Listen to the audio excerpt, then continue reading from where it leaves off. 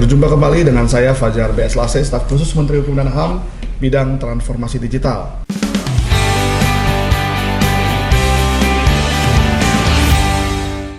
Bersama dengan kita telah hadir Direktur Perdata Direktorat Jenderal Administrasi Hukum Umum Kementerian Hukum dan HAM, Pak Santun Siregar. Terima kasih Pak sudah datang, jangan bosan-bosan Pak. Siap. Hari ini kita membahas satu topik yang cukup menarik, yaitu terkait notaris. Siap.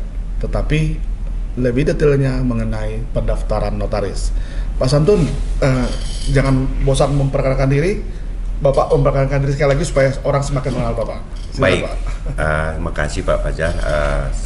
Salam kenal sahabat Falas Talks.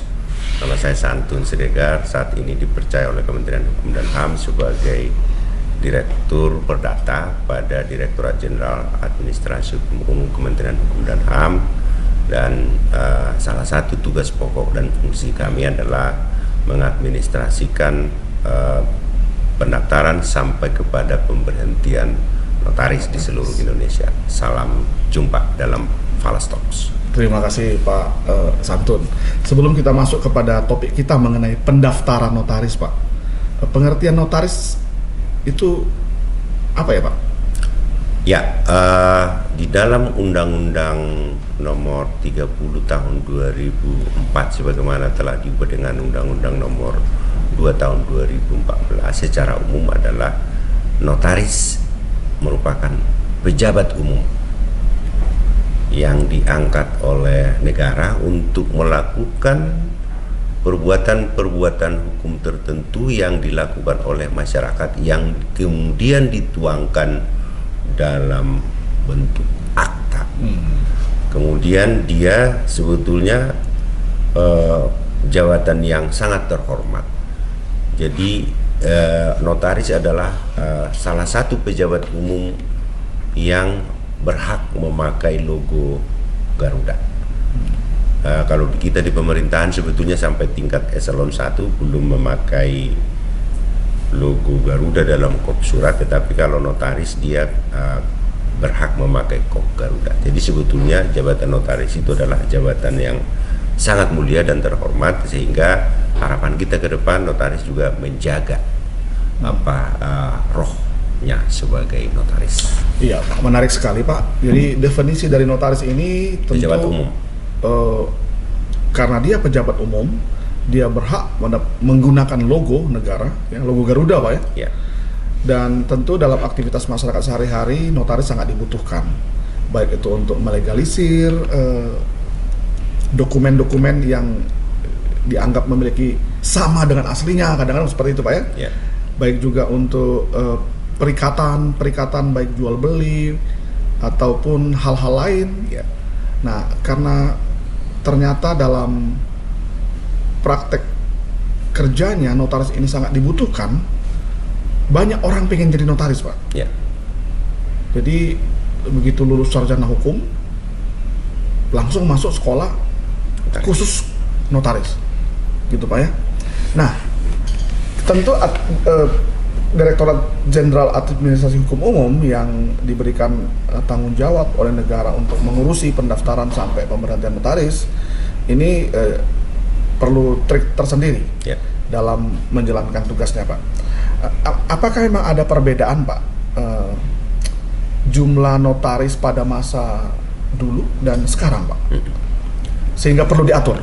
Ya, makasih Pak Fajar. Jadi sebetulnya ini tentu ada hulu ada hilir. Ya. Bapak yang saya sampaikan tadi, jumlah program magister kenotariatan sampai saat ini ada sekitar 42, kalau tidak salah 42 perguruan tinggi yang menyelenggarakan program spesialisasi notaris seluruh Indonesia. Dari yang semula hanya diselenggarakan oleh perguruan tinggi negeri, kalau nggak salah ada 8 perguruan tinggi negeri yang menyelenggarakan magister kenotariatan. Tentu yang kita harapkan ada standar minimal, standar kurikulum yang dilakukan. Memang ketika zaman tahun 95-an sampai tahun 2000-an sempat ada kebijakan untuk menghentikan sementara penerimaan notaris-notaris. Karena apa? Kita melihat kriterianya menjadi beragam standar untuk program S2 ini. Dari sisi perguruan tinggi sebetulnya tidak salah juga ketika kita menyatakan jangan menambah lagi program magister kenotariatan, karena dari teman-teman di perguruan tinggi di Dikti menyatakan tugas kami bukan untuk menyiapkan fasilitas atau menyiapkan mereka menjadi tenaga kerja sebagai notaris, tapi tugasnya adalah mencerdaskan bangsa. Kelihatannya mulia, Pak. Ya, mencerdaskan bangsa. Jadi tidak serta-merta juga setiap alumni dari program magister kenotariatan wajib menjadi notaris sebetulnya. Dan itu ya sah-sah saja. Tapi dalam prakteknya rata-rata orang keinginan menjadi notaris, ya maka dia mendaftar sebagai mahasiswa program kenotariatan. Betul. Itu yang harus kita. Sedikit orang yang hanya ingin menjadi knowledge, basic knowledge-nya, tapi memang orang ingin menjadikan itu pintu masuk untuk dia mendapatkan akun menjadi notaris. Begitu, Pak ya? Betul. Nah, mengenai standar kurikulum tadi, Pak, setelah tentu ada pembicaraan ya, karena ternyata lebih banyak lulusannya dibanding kesempatan untuk jadi notaris, tentu ada diskusi antara AHU dengan perguruan tinggi mengenai standar kurikulum. Memang selama ini, Pak, setelah dibuka keran Dikti terhadap perguruan tinggi bisa menyelenggarakan pendidikan notaris, di lapangan memang banyak keluhan terkait notaris-notaris baru ini. Dari siapa, Pak? Ya, makasih Pak Fajar. Jadi sebetulnya kalau agak panjang kita menjelaskan, sampai saat ini notaris di seluruh Indonesia sudah hampir mendekati 20.000 notaris. Dan itu tentunya beragam sampai saat ini, Pak ya, kualitas ke tingkat pemahamannya, profesionalannya ya tentu tidak sama. Sehingga semangat kita sebetulnya tugas notaris itu mulia betul, melayani masyarakat untuk membuat dalam bentuk akte perbuatan-perbuatan hukum yang dilakukan oleh para pihak, baik dalam bentuk perjanjian, kontrak dan lain sebagainya. Nah, untuk mendorong ini kita sudah membuat beberapa kebijakan yang salah satu diantaranya adalah menentukan formasi untuk masing-masing kabupaten di seluruh Indonesia. Karena kalau kita tidak menentukan formasi, nanti semua akan kumpul di Jakarta. Jadi di dalam setiap kabupaten di seluruh Indonesia kita buka formasi, tapi kategorinya harus kategori C. Jadi itu pun sudah kita pangkas dari semula dalam Permenkumhamnya ada kategori A, B, C, D. Ini kita pangkas jadi hanya A, B, C.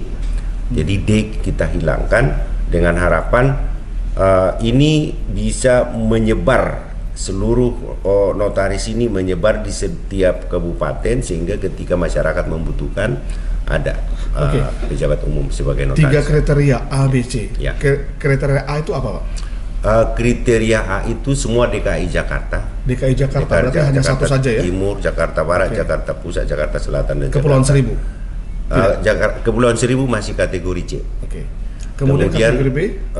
Selain Jakarta, sekarang ini kita kembangkan Medan, Makassar, Semarang, Bandung dan Surabaya. Termasuk kategori A? Itu termasuk kategori A.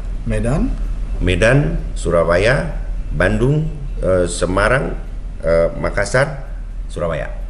Itu masuk dalam kategori ibu kota besar ya. Kota-kota besar. Ibu kota di Jawa semua termasuk kategori A. Kategori Surabaya, Jogja juga. Jogja tidak. Kecuali Jogja. Jogja, Banten itu masih di B ya. Nah, kemudian kategori B itu misalnya seperti Bekasi B, Tangerang Selatan, kemudian Kabupaten Bogor, Kota Madya Bogor masih C, dan beberapa kota-kota besar lainnya di Indonesia. Termasuk Jogja tadi ya, B. Ya, termasuk Jogja ya. Artinya kesempatan untuk orang memulai karir menjadi notaris di kategori C cukup besar. Harus di kategori C. Cukup banyak itu ya. Jadi, nah, sebelum masuk ke sana Pak, berapa durasi untuk menentukan kriteria ABC itu dilakukan? Ya.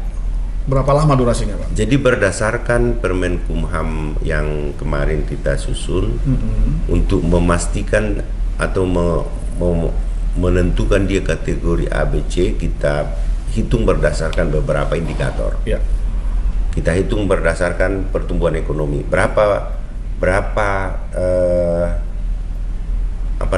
persentase pertumbuhan ekonomi. GNP ya, Gross National Product di daerah tersebut. Yeah.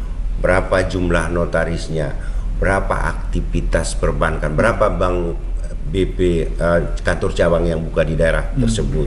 Kemudian berapa jumlah penduduknya. Ini kita punya rumus untuk menentukan itu, sehingga daerah tertentu atau kabupaten tertentu dikategorikan sebagai kategori A, B, dan C. Artinya semakin tinggi aktivitas ekonominya, kemungkinan dia akan bisa naik menjadi kategori B atau C, ya, B atau A. Gitu ya, seperti Cikarang kemarin dia loncat Pak, dari D dia langsung ke B, karena memang aktivitas pertumbuhan ekonomi sangat pesat di sana.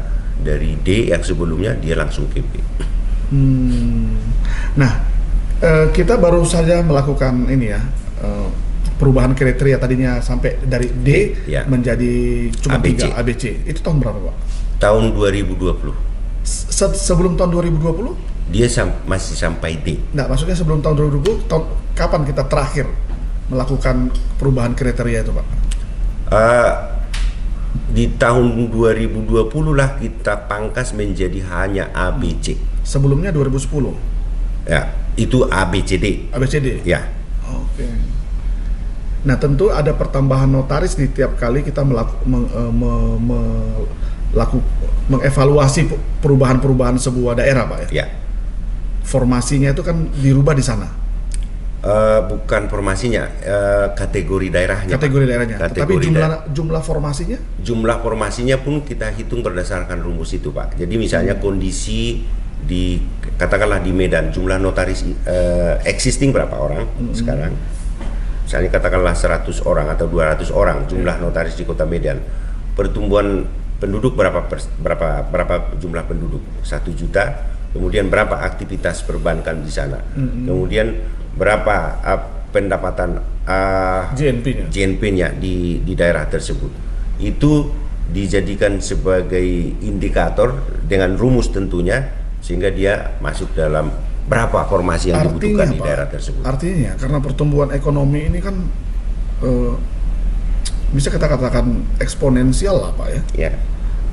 Sehingga perubahan formasi itu kan dihitung setiap tahun Pak. Ya, dihitung setiap tahun, betul. Jadi kita juga melihat. Apakah maksudnya formasi notaris itu setiap tahun berubah? Bisa berubah, bisa tetap. Kenapa bisa saya katakan begitu? Kalau ada yang meninggal, ada notaris yang meninggal, tentu ini harus diisi. Kemudian yang kedua, kalau ada yang pindah, harus diisi juga. Ya, kalau misalnya dia dari Bekasi mau pindah ke Jakarta, tentu ya kalau yang tadinya di Bekasi full formasi, karena ada satu pindah, kebetulan di Jakarta ada formasi 1 misalnya, sehingga di Bekasi ada 01. Oke. Dari dua hal itu ya? Ya. Meninggal dan pindah. Meninggal, pindah, pensiun. Oh, umur berapa pensiun notaris? 65 tahun. Kalau dia tidak memperpanjang, tapi kalau dia memperpanjang menjadi 67 tahun. Oke. Nah, berarti kriteria keempat adalah penambahan formasi karena ada pertumbuhan GNP. Ya. Nah, yang kriteria keempat ini Pak, sekali setahun atau sekali 5 tahun? Sekali 3 tahun, tapi itu berdasarkan penentuan formasi ditentukan oleh Pak Menteri. Ya. Tapi untuk 3 tahun, misalnya tahun ini ada 3, tahun depan ada 3, kemudian tahun 2024 ada 3. Jadi 3 setiap tahun. Tapi itu ditentukan sekali dalam 3 tahun. Sekali dalam 3 tahun. Tapi sudah kelihatan per tahun. tentu itu dilakukan penambahan setelah ada data-data terkait pertemuan JNP. Ada yang pensiun, ada yang meninggal, ada yang pindah. Ini kan tentu berubah. Tapi standarnya misalnya tahun ini, tahun 2020 misalnya ada 3, 2023 3, 2024 3. Tapi ini bisa bergerak. Ya, ya. Kalau ada yang kriteria pertama, kedua, ketiga, ya Pak ya, baik itu yang meninggal, yang pindah maupun yang pensiun, kan ini otomatis bisa diisi Pak setiap tahun kan, tidak menunggu 3 tahun pengisian formasinya. Maksud kami jumlah formasi itu bisa berubah kalau ada kondisi ini. Ya pasti bisa diisi. Iya. Ya. Tapi maksud yang menjadi pertanyaan ini sebenarnya kan yang ditunggu-tunggu oleh para notaris adalah pertambahan formasi notaris, Ya. bukan pengisian. Oke. Pertambahan formasi notaris ini setiap 3 tahun sekali. Ya. 3 tahun. Karena pengukuran JNP Dan itu dilakukan, ditetapkan oleh menteri. Iya. Karena pengukuran JNP tiap-tiap kabupaten kota itu sekali 3 tahun. Ya. Oke. Nah, ini menjadi informasi ini bagi Ya. para notaris. Baik, Pak. Baik. Nah, setelah kita mendapatkan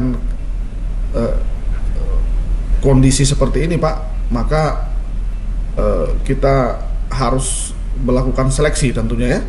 Ya. Apalah namanya itu. Ya. Sudah berapa kali mekanisme pendaftaran notaris ini dibuat oleh Direktorat Jenderal AHU, Pak? Baik, Pak. Saya sebagai Direktur Perdata sebetulnya sangat prihatin dengan putusan pengadilan yang pada akhirnya mengalahkan Kementerian Hukum dan HAM terkait dengan semangat kita untuk melakukan PPKJN.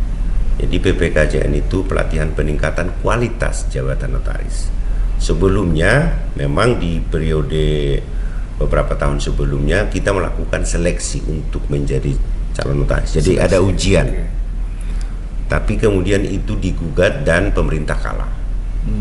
Nah, tapi karena niat baik pemerintah, saya melihat itu oke, kalau ujian juga dianggap itu mempersulit, kita buat metodenya adalah pelatihan peningkatan kualitas jabatan notaris. Dan ini bukan ujian. Hanya kita mendorong dan memberikan materi terkait dengan bagaimana standar akta. Karena ternyata tadi ada 42 perguruan tinggi yang menyelenggarakan program kenotariatan. Tentu standar kurikulumnya berbeda-beda. Bagaimana kita mendorong ini? Paling tidak ada minimum standar bagi teman-teman calon notaris ini. Kemudian bagaimana cara mengakses AHU, bagaimana perkembangan hukum terkini di bidang kenotariatan. Itu yang kita berikan. Dan dari sisi substansi sebetulnya ini sangat menguntungkan bagi calon notaris. Kita bisa bayangkan, memang betul ada pembayaran PNBP untuk mengikuti PPKJN selama 1 minggu sebesar Rp500.000. Tetapi kalau kita membandingkan antara narasumbernya, kita kasih juga mereka makan siang, kemudian ada snack selama 5 hari. Sebetulnya dari sisi itu pemerintah rugi. Tapi itu kita lakukan supaya apa? Supaya pelayanan kepada masyarakat oleh notaris memenuhi kualifikasi standar minimal. Tapi itu pun kemudian digugat dan kita kalah. Berarti sudah ada 2 kali mekanisme mekanisme penerimaan lah kita bilang ya. Ya. Mekanisme penerimaan notaris yang dijalankan pasca 42 perguruan tinggi ini membuka program kenotariatan. Pertama tadi adalah seleksi notaris. Seleksi ujian. Itu pernah berjalan berapa tahun, Pak ya? Beberapa tahun. Beberapa tahun berjalan. Ya. Tapi itu digugat karena dianggap mempersulit. Ya, menambah syarat. Oke. Kemudian kedua itu pelatihan PPKJM. Itu juga digugat, mungkin dianggap memperluas syarat sesuai dengan undang-undang jabatan notaris ya. Baik. Nah, sekarang tentu pemerintah harus memikirkan alternatif untuk langkah berikutnya. Tetapi yang perlu dipahami oleh para notaris sebenarnya bukanlah menambah syarat, bukanlah memperluas syarat, Pak. Tetapi memang formasinya itu lebih kecil dibanding jumlah notaris-notaris yang ingin menjadi ya, ingin menjadi notaris, notariat yang ingin menjadi notaris, kan begitu Pak? Ya, betul. Sehingga harus disaring, ya, disaring, Ya. kan begitu? Ya. Adapun mekanisme yang dilakukan pemerintah terakhir ini kita pikir sudah bagus ya, melakukan pelatihan sehingga perlu dianggap nanti standarisasinya akan sama. Ya. Minimal ada standar standarisasi minimal yang ya. sama bagi orang-orang yang dilantik menjadi notaris, begitu Pak ya? Ya. Nah, setelah dua mekanisme ini digugat dan pemerintah kalah, tentu ada mekanisme ketiga Pak. Ya. Tahap ketiga ya, seperti apa itu Pak? Jadi makasih Pak Fajar. Jadi tahun depan kita sedang memikirkan secara maksimal karena ini sudah digugat tadi. Tapi sebetulnya PPKJN ini bagi yang sudah mengikuti mereka sangat happy dengan itu. Cuma karena hanya 1-2 orang yang menggugat ini harus kita tutup. Mekanisme selanjutnya yang kita pikirkan adalah setelah mereka menjadi calon notaris nanti, jadi mereka mengakses langsung mendaftar menjadi calon notaris, tetapi tetap kita melakukan semacam pelatihan. Ya sekali lagi semacam pelatihan PPKJN untuk mendapatkan akun AHU. Karena ketika dia bekerja sebagai notaris, ketika mengakses AHU dia harus punya akun.